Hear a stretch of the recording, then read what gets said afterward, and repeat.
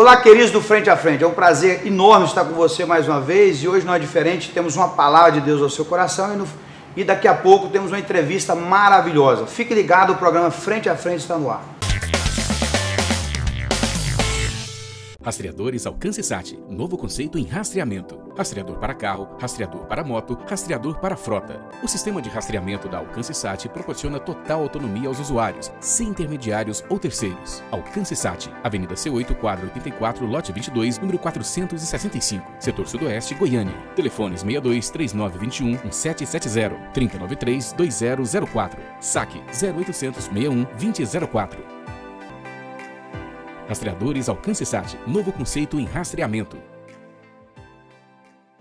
A Coletiva, uma estrutura de assistência 24 horas para atender as empresas no segmento veicular como locadoras, concessionárias, telefonia, associações, cooperativas e associados que precisam do 0800. Com atendimento a nível nacional e assistência 24 horas, conta ainda com assistência pessoal através de planos voltados para pessoas físicas. A Coletiva tem sua estrutura e call center próprio, com atendimento superior a 2.500 solicitações mês, em diversas partes do Brasil. Rua C84, número 180, quadra 150, lote 1, setor sudoeste, Goiânia, Goiás. Telefone 3954-3004, www.coletiva.org.br.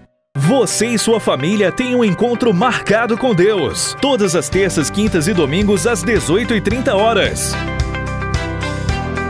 No domingo às 9 horas da manhã, Escola Bíblica Dominical.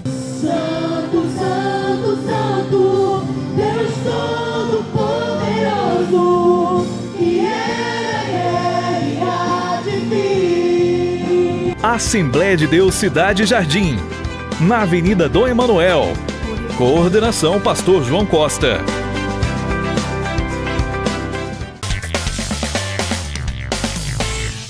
Queridos, voltando aqui, estou tendo a honra de estar aqui com o Bispo Aí José do Carmo. Olá, pastor, a paz do Senhor. Paz do Senhor, Deilson Costa e a todos que estão prestigiando esse programa. Nós ainda estamos aprendendo a falar bispo, né? Paz do Senhor, pastor, mas não deixa de ser pastor. Sem problema, é pastor sempre, né? Sim. Bispo Ides, nem todos que estão nos assistindo conhecem a história do senhor. O senhor nasceu onde? Bem, eu vim de uma cidade pequena do estado de Goiás, no interior, cidade de Palminópolis. A época que eu nasci, na verdade, era um distrito de Palmeiras de Goiás. Não é? Então, na verdade, no registro, né, naquela época, consta Palmeiras de Goiás. A minha cidade natal é Palminópolis, daqui a 90 quilômetros de Goiânia. Mas o senhor veio muito cedo para Goiânia, né? Veio ainda criança? Sim, adolescente ainda, nós chegamos a Goiânia, passamos uma temporada morando em Palmeiras de Goiás e viemos em 1970, né? Sim. Aí eu tinha 16, 17 anos, quando nós chegamos aqui para Goiânia, que era uma cidade que tinha 250 mil habitantes, lá em 1970. 250. Vamos morar aqui no setor Coimbra, esse setor Coimbra aqui que não tinha asfalto, poucas residências, né? Então eu vi essa cidade crescer. O senhor é filho da irmã Sebastiana e de... Meu pai é Nicanor José do Carmo. Ele faleceu nos seus 53 anos, né? Novo, né? Foi em 1976, foi o ano do meu casamento, né? Então há muitos anos, muito novo, né? Um homem trabalhador, vivia na zona rural e adoeceu. Infelizmente perdemos ele muito cedo. E a minha mãe, a Sebastiana Pereira. O senhor tinha quantos anos quando ele faleceu? Não, eu já estava no ano do meu casamento, eu tinha 21 anos. 21 anos, né? Mas é difícil nessa perda aí, né? Não, foi muito difícil para nós. Felizmente a nossa mãe é uma guerreira, batalhadora, uma mulher que soube segurar a família. E felizmente nós estamos todos aí. O senhor é de uma família de quantos filhos? Sete irmãos. Casado com a irmã Bispa Neuza César Carmo, né? De uma família tradicional, né? Que é uma família pioneira na nossa igreja, né? Aqui em Goiânia, de maneira que Deus preparou ela, né? Perfeito. A Neuza César Carmo é uma companheira já há 42 anos. O senhor é pai de duas filhas? Duas filhas, né? É a Gisele, é a primogênita, e a Priscila, que é a esposa do pastor Darlan, né? O qual manda um abraço para ele, pastor Darlan. Darlan. E a Priscila? Trabalha aqui no Campo Central, né?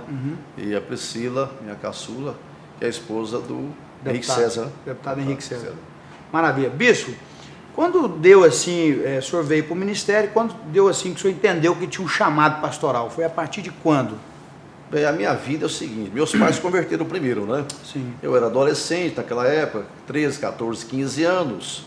Ele morava em Palmeiras de Goiás, e o saudoso pastor Justo de Mello foi quem nos ganhou para Jesus, Divino Pinheiro, Brandão Porto. E quando nós mudamos para Goiânia, veio a minha conversão. Mas antes de eu converter, eu já orava, jejuava, lia a Bíblia muito, né? Benção. Então logo eu me envolvi na igreja de uma vez só. E a chamada foi imediata, né?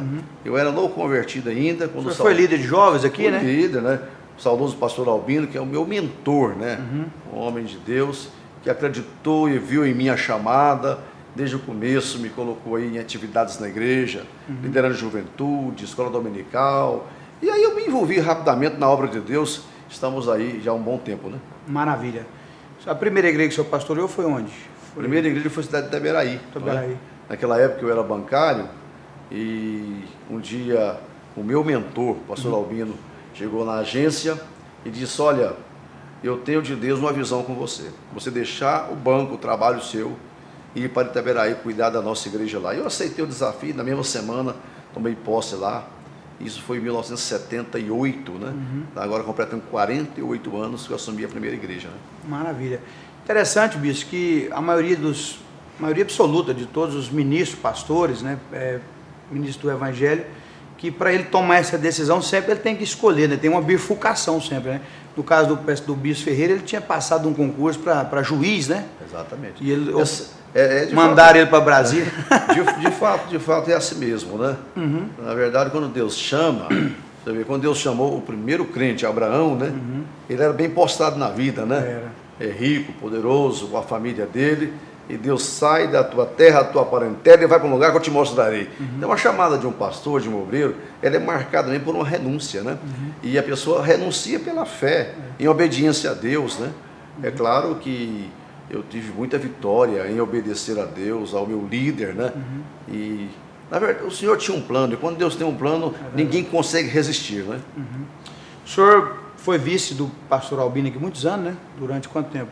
Muitos anos. Somado às temporadas variadas, né?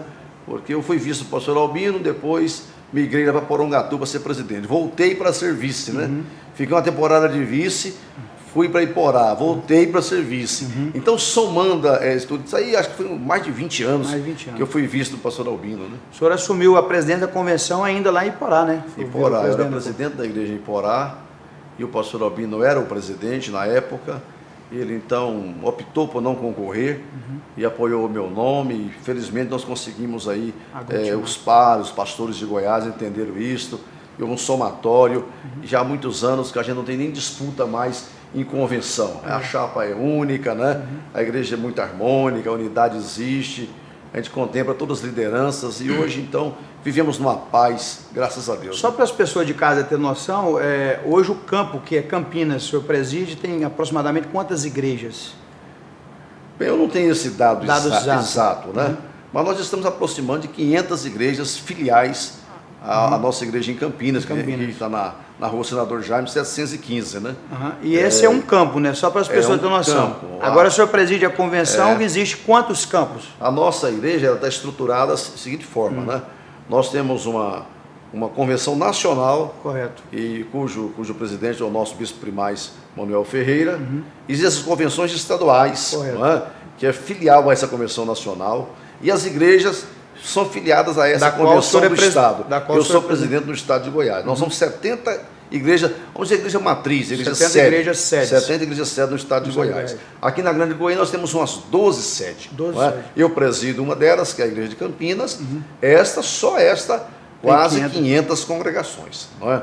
É um número enorme de membresia abençoada, né? Espalhada pela Grande Goiânia e algumas cidades do interior do Estado de Goiás.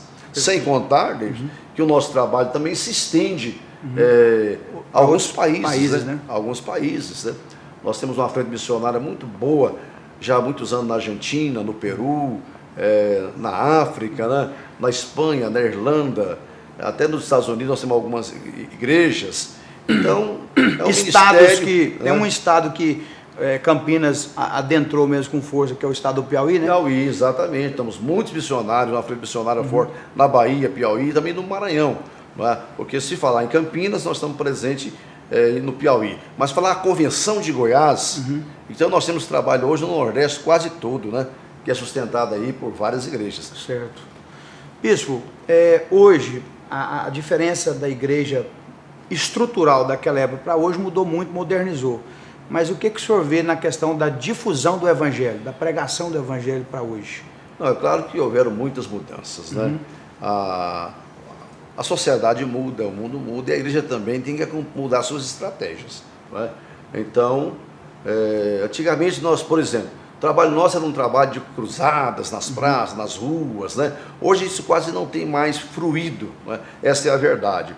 Mas nós temos, aliás, a nossa igreja, e eu respeito todas as denominações, cada uma Deus dá uma visão de trabalho, uma estratégia para trabalhar, mas a Assembleia de Deus, ela funciona, na verdade, cada membro é um evangelista, não é? Ele é incentivado a ganhar almas para Jesus, mas a nossa estratégia é plantar igrejas, não é? Então, hoje, mais do que nunca, houve uma expansão do evangelho, do crescimento, no sentido, onde há um bairro, nós plantamos uma igreja, não é? Em qualquer local, há uma demanda, a gente chega junto. Então, isto, a igreja marca território, define o seu território e ela avança muito. Então, a forma de evangelizar, por exemplo, nós temos a nossa emissora, não é? Eu creio que eu posso falar no seu programa, lógico, não é? Não, que isso é. A Paz FM, que é um instrumento que Deus nos deu de evangelização. Tem um programa também, né? Paz na TV. Temos o programa Paz na TV. Então a igreja, ela modernizou na sua ação. Ela está na internet do mundo, né? Porque os programas são hoje, transmitidos. Os nossos cultos, como a maioria das igrejas, né? Ela transmite os cultos ao vivo e a gente tem resposta do mundo inteiro, né? Então, eu penso que a igreja tem sabido usar as novas tecnologias, né? Coisas que no passado não existia, era muito difícil. Eu ouvi uma palavra... Um programa como esse que você está tendo aqui, isso era algo inconcebível, não é? Rara, né? Hoje é possível, temos uma televisão do povo de Deus, né? Um espaço assim. Eu ouvi uma fala de um pastor da Batista, achei interessante, ele é irmão de um pastor assembleano. Ele falou que enquanto eles estavam nos concílios, né, a Assembleia de Deus estava indo a cavalo pregar o evangelho lá no interior, na roça, né? Então, esse é um diferencial da Assembleia de Deus, né? É uma igreja que tem presença em todo local, né? Lugar. Eu não quero fazer propaganda para ninguém, não. Mas se dizia aí que Bradesco, Coca-Cola é Assembleia de Deus, tem todo povoado, todo lugar. Maravilha. Eu acho que o Bradesco ficou para trás, Coca-Cola também, mas a Assembleia de Deus avançou. Não é? Isso é o Senhor. Porque é uma igreja que, pela graça de Deus, ela é pioneira no sentido pentecostal. Não é?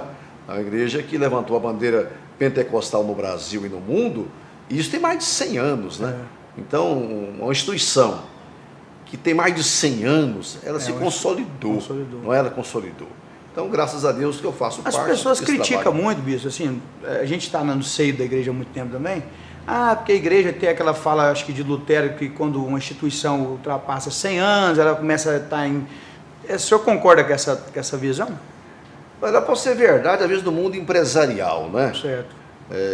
Mas em termos da obra de Deus, não. Né? A igreja porque a igreja é do Deus vivo, é uma igreja viva, né?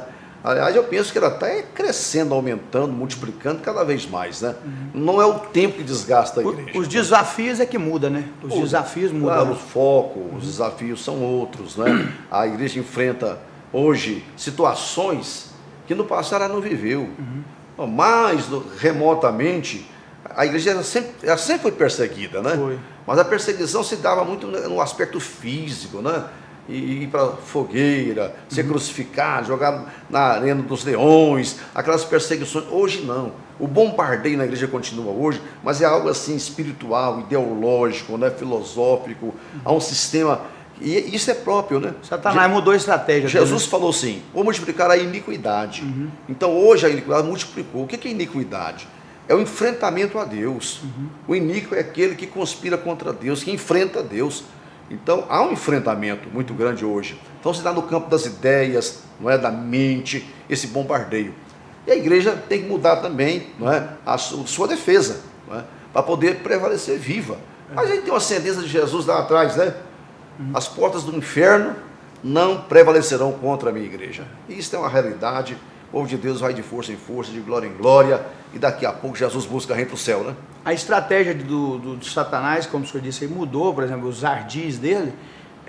Por exemplo, antigamente, para chegar numa cidade, tinha lugar que o povo era expulso, né? O cristão era expulso, né? Uma pessoa evangélica era expulso da cidade, às vezes, lá na época, o senhor falou anterior, aliás, na época não, hoje, né? Na região do Oriente, quem está falando de Jesus está sendo crucificado. Tem perseguição, né?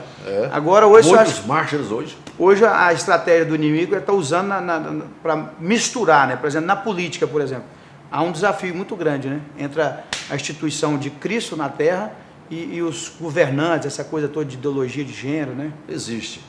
Porque é o seguinte, a igreja, nós somos um povo de dupla cidadania, né? Nós temos cidadania celestial e tem cidadania terrena. A gente converte, mas não vai para o céu. Os pés estão no chão. Então nós temos que um combate aqui nesse mundo, né? A igreja não pode ser omissa. Ela é presente nos embates da vida aqui, na política também é. Mas é claro que a nossa representação tem que ser forte exatamente por causa disso. Por causa das ideologias e desconstruir aquilo que séculos foi construído, a família tradicional, os valores cristãos. Hoje há realmente uma estratégia maligna. E o diabo é um espírito. Né? Ele usa homens, instituições, não é? Pessoas, e ele mobiliza um sistema antagônico a Deus, não é? De valores totalmente contrários a Deus, a sua palavra, e a igreja está numa guerra, numa batalha espiritual. Então ela não pode abandonar essas armas que nós temos, que é o apego à palavra de Deus, o jejum, a oração, um evangelismo eficiente, ousado, né? Até de certa forma atrevido mesmo, porque nós não podemos recuar. O povo de Deus não pode ficar aí contra a parede e um bombardeio em cima, não, tem que partir para cima. As pessoas não entendem isso, né? Eles acham que não. Mas se nós, por exemplo, não tivermos representação nas altas câmaras federais, né? No Senado e na Câmara, eles desconstroem no mesmo dia os valores cristãos, da família e da moral. Então nós temos que ter a voz, é justo isso, porque hoje nós somos 30% a 40% da população, tem que ter representação desse segmento tão importante, tão grande, né? Nós não temos, a igreja, por exemplo, não tem um projeto de poder. Vamos tomar o poder. Não, isso é bobagem. Tem muita gente que pensa isso, né? Que os fundamentalistas querem tomar o poder no Brasil. Não é verdade isso. Não é verdade. Nós só queremos ter o direito de viver em paz, de viver o Evangelho, pregar a palavra de Deus e defender os valores que nós acreditamos, né? Bispo, como que o senhor enxerga hoje essa questão das redes sociais dentro da igreja, dentro do segmento religioso? Bem, é claro que a questão da tecnologia, as redes sociais, ela para mim tem os dois lados, né? É verdade. Ela se mostra muito positiva, não é? Se nós soubermos usar com muita inteligência. Eu lembro que uma vez o nosso bispo Primaz, ele diz: eu vou separar 1 milhão de evangelistas jovens do Brasil. Não tem que ir para a praça, para nada, para evangelizar através das redes sociais. Essa juventude inteligente, adolescente, que sabe trabalhar isso, né? Para ser instrumentos de Deus utilizando as redes sociais. Então, se bem usada, ela em si não tem maldade nenhuma, né? A internet, essa coisa toda, não tem. Mas é uma ferramenta também que representa muito perigo, né? Muito perigo, inclusive para a igreja, né? Inclusive para a igreja, porque as pessoas têm uma tendência muito grande de se deixar levar, não é? Ser influenciada. Hoje, às vezes, a voz do pastor não tem tanta força como tem a rede social. Como uma matéria colocada, uma matéria que não sabe onde lá, veio, né? Eles não querem saber dos experientes, dos maduros, dos líderes, de quem tem uma boa formação, não. Se deixa levar, isso é um perigo. Então nós temos que estar sempre protegendo a nossa juventude, os nossos casais, né, dessas nefastas investidas que utiliza para o mal. Né? Na verdade, a rede social é utilizada muito mais para o mal do que para o bem, não é? Muito mais. Então ela pode desconstruir tudo. Né? Saiu até uma notícia que a eleição americana foi dominada pelas redes sociais, né? E comprada, né, pelo Facebook. Estão sendo investigadas aí, essa coisa toda. Né? Então ela representa um instrumento poderoso para o bem. Nós não podemos abrir mão dela simplesmente porque ela é perigosa. Não, nós temos que transformar esse perigo, não é? E utilizar muitas redes sociais, como temos feito, né? Acabamos de dizer que nossos cultos são transmitidos, as nossas reuniões, e agora precisamos usar melhor, com mais inteligência, com pessoas qualificadas. A gente está nessa idade minha, por exemplo, você tem muita dificuldade com isso, não é? Mas essa juventude nossa, esse povo mais jovem, precisa ter juízo, não é? E saber utilizar as redes sociais para o bem, né? Na realidade, eu observo que as redes sociais, ela deu voz para pessoas pacatas, pessoas fechadas, né? Que a pessoa fica postando o dia inteiro. Tô almoçando, tô e rouba muito tempo da gente, né? Porque acaba tendo uma coisa aí trivial, sem importância nenhuma, e você se perde muito. Então, nós precisamos fugir de ser escravo de qualquer coisa. Paulo falou, tudo me é lícito, mas eu não fico dominado, né? Quando a pessoa é escravo disto, então está errado. A gente tem um Senhor que é Jesus, não é? E tudo no mundo, aliás, para a palavra, os que usam deste mundo, usa sem abusar, não é? Na medida certa, com equilíbrio, com moderação, isso é em toda a área, inclusive em relação às redes sociais. Bispo, eu quero já de antemão agradecer o senhor pela participação aqui, e antes de terminar, eu queria que o senhor deixasse uma mensagem para esse público que nos assiste, uma palavra pastoral aí, né? Tá certo. Eu não sei se eu digo bispal, né? Muito bem, mas eu quero muito aqui parabenizar você, pastor Davidson Costa, pela iniciativa de pretear um espaço como esse, mantê-lo, não é? Assessorado por uma grande equipe aí, que te ajuda nesse programa. Porque nós temos que, de fato, difundir o Evangelho de todas as formas possíveis. Mas eu quero dizer para você o seguinte, para todos que estão nos assistindo agora, nós temos um Deus poderoso, que é um Deus que não apenas tem uma disposição de nos ajudar, mas Ele efetivamente nos ajuda. A palavra diz que nós não devemos estar inquietos, ansiosos, por coisa alguma. E como fugir da ansiedade, da inquietação, das angústias angustiantes da vida? É exercitar fé em Deus. A fé nunca falha. Deus não despreza a fé das pessoas. Aliás, eu digo sempre que a fé honra a Deus e Deus sabe honrar a nossa fé. Em meio a este vale de lágrimas que o mundo se transformou, as dificuldades próprias do dia a dia da vida, nós só temos uma posição: olhar para o Senhor e nele confiar. O salmista já dizia lá: eleva os olhos para os montes e indago, de onde me virá o socorro? E a resposta parece que vem do céu. O meu socorro vem do Senhor, que fez os céus e a terra. Nós não podemos colocar a nossa fé, a nossa confiança em nada e nem ninguém, a não ser no Senhor. Porque Deus não falha, Deus não erra, Deus não despreza aquele que confia e descansa nele. Daí o salmista dizer: entrega os teus caminhos ao Senhor, confia nele e ele tudo fará. A carga, o peso, para nós humanos é muito pesado, é muito difícil. Sozinho nós não conseguimos ir. Alguém fez um hino dizendo: eu tentei ir sozinho e quase me acabei. Não faça isso. Tenha Jesus como seu pastor. Confie em Deus e a vitória certamente virá para a sua vida. Sempre a fé nunca foi olvidada. Ao contrário, há uma resposta positiva para a sua vida. Nós podemos andar de fé em fé, de glória em glória, de vitória em vitória. E é isso que Deus quer para nós, não é? Aliás, Jesus diz o seguinte: aquele que deixa tudo para me seguir, recebe 100 vezes mais nessa vida, e na idade vindoura, ele tem a vida eterna. Então, o investimento que a pessoa faz, quando recebe Jesus na vida dele, é altamente compensativo. Ele ganha 10.000% aqui e garante o céu como morada. Vale a pena firmar a sua fé em Deus, não olhar para a direita, para a esquerda e muito menos voltar para trás. Siga em frente, olhando para Jesus, o autor e consumador da nossa fé.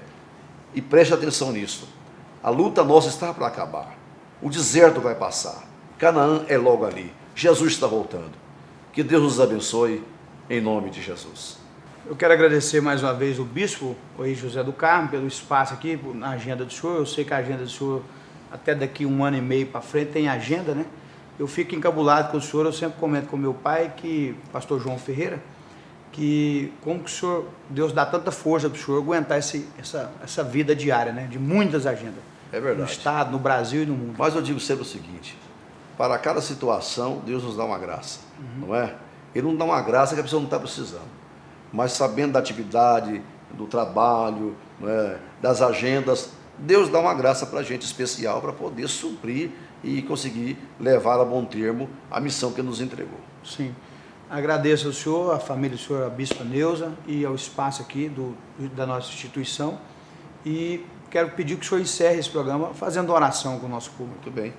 Eu que agradeço o privilégio de ter participado aqui, não é? Esse momento que já era programado há muito tempo, mas não tinha dado certo.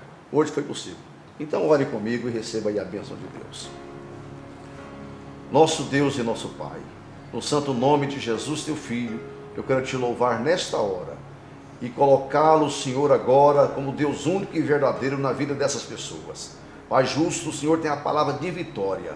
Não precisa ser muitas, mas uma palavra do Senhor é capaz de mudar a história dessa vida, curá-la, libertá-la, transformá-la completamente. Senhor, estenda suas mãos abençoadoras sobre o seu povo, para que haja avivamento espiritual, despertamento, compromisso com o Senhor e com a sua palavra. Seja com o teu povo, Pai, nós oramos em nome de Jesus Cristo. Amém e amém.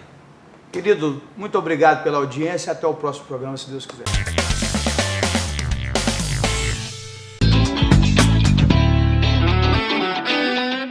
Olá!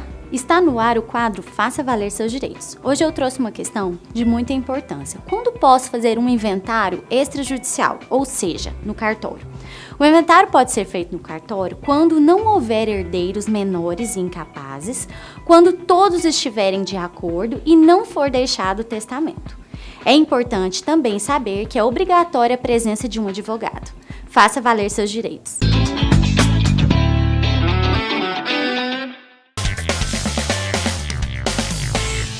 Rastreadores Alcance Sat, novo conceito em rastreamento. Rastreador para carro, rastreador para moto, rastreador para frota. O sistema de rastreamento da Alcance Sat proporciona total autonomia aos usuários, sem intermediários ou terceiros. Alcance Sat, Avenida C8, quadra 84, lote 22, número 465, setor sudoeste, Goiânia. Telefones 62 3921 1770, 3093 2004. Saque 0800 61 2004.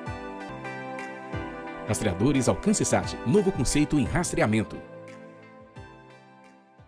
A Coletiva, uma estrutura de assistência 24 horas para atender as empresas no segmento veicular como locadoras, concessionárias, telefonia, associações, cooperativas e associados que precisam do 0800. Com atendimento a nível nacional e assistência 24 horas, conta ainda com assistência pessoal através de planos voltados para pessoas físicas. A Coletiva tem sua estrutura e call center próprio, com atendimento superior a 2.500 solicitações mês, em diversas partes do Brasil. Rua C84, número 180, quadra 150, lote 1, setor sudoeste, Goiânia, Goiás. Telefone 3954-3004, www.coletiva.org.br. Você e sua família têm um encontro marcado com Deus. Todas as terças, quintas e domingos às 18h30. No domingo às 9 horas da manhã, Escola Bíblica Dominical. Santo, Santo, Santo, Deus Todo-Poderoso, que era e há de vir. Assembleia de Deus Cidade Jardim, na Avenida Dom Emanuel. Coordenação Pastor João Costa.